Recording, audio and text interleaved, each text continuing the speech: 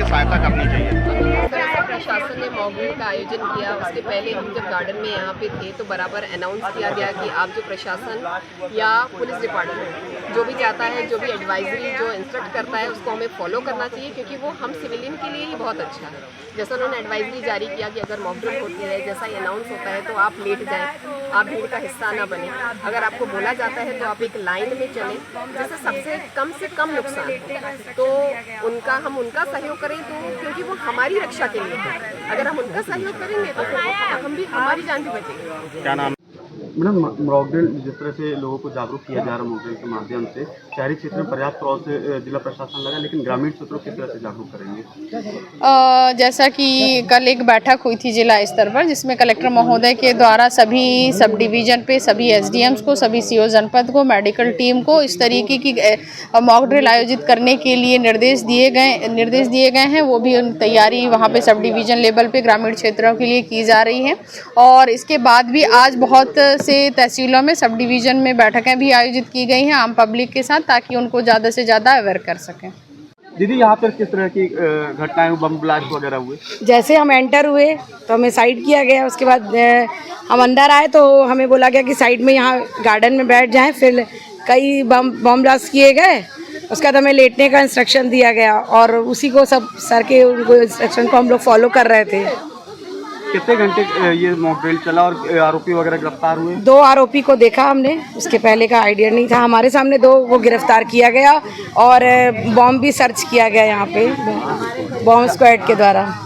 क्या समझा आपने इसको देख? इसमें ये समझा कि हमारी सेफ्टी हो तो हमें लेटना है, और इस तरह की घटना हो तो अगर ऐसा कुछ आपदा आती है तो अपने आप को कैसे सेव करना है, कैसे पुलिस की मदद करनी है, उनके इंस्ट्रक्शंस को फॉलो करना है।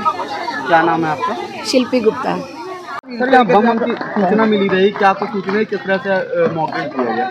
देखिए, मॉक ड्रिल तो बहुत बढ़िया हुआ है और हमको पुलिस के द्वारा पता चला कि यहाँ पर कुछ संदिग्ध लोग पहुँच गए हैं, और इसी हिसाब से आप लोग सब नीचे, आप अपनी जगह में जो भी जहाँ पर भी वहीं लेट जाए, तो हम लोग सब वहीं लेट गए और इस तरह से मॉक ड्रिल का काम चलता रहा। और उसके बाद पुलिस वालों ने उन संदिग्धों को, जो कि संदिग्ध के भेष में थे और मॉक ड्रिल चल रहा था, उनको पकड़ लिया गया। और उसके बाद सब नॉर्मल था, हम लोग को यहाँ बुला करके और फिर जांच पड़ताल हुई कि कोई संदिग्ध नहीं। इससे सीख ये मिली हमसे कि प्रशासन जब भी कुछ करता है तो हमारे भले के लिए करता है, हमको उसकी ट्रेनिंग पर उसका सहयोग देना चाहिए, और ये बहुत अच्छी चीज़ है। इसके माध्यम से हमको ये समझ में आया कि आपातकालीन या ऐसी स्थिति में और क्या करना चाहिए और किस तरह से अपनी और सबकी हिफाजत करनी चाहिए। क्या नाम है? आशीष कुमार मिश्रा।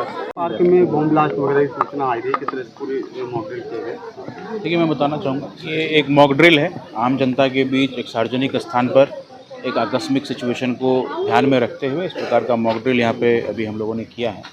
कुल मिलाकर के इसमें एक ऐसे सीन की परिकल्पना की गई जिसमें सार्वजनिक स्थान जागृति पार्क में संदिग्ध अपराधियों के द्वारा, आतंकवादियों के द्वारा अटैक किया गया है और कुछ बम विस्फोट किए गए हैं और कुछ व्यक्ति घायल हुए हैं।